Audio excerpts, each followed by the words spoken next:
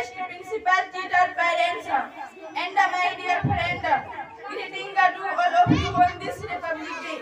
I miss Neha Khatun. All to like to say my officer with you about today. Speak out today.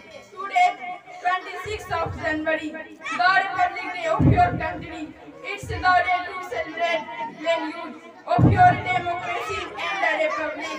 It's the day to celebrate India and after the high struggle and the sacrifice of your great freedom fighters.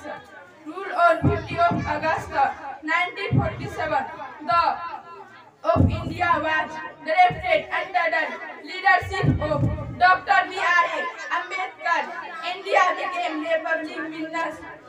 Constitution came into effect on 26th of January 1950. Republic winners, the citizens of the country have the right sign Southern India in progressing with and museums the world but is watching our achievements.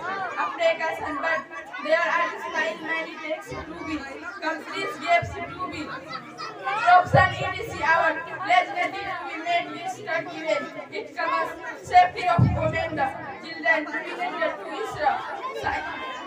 Varga in the Jai Hind, Jai Bharat. Thank you for watching. Assalamu alaikum wa rahmatullahi wa barakatuh.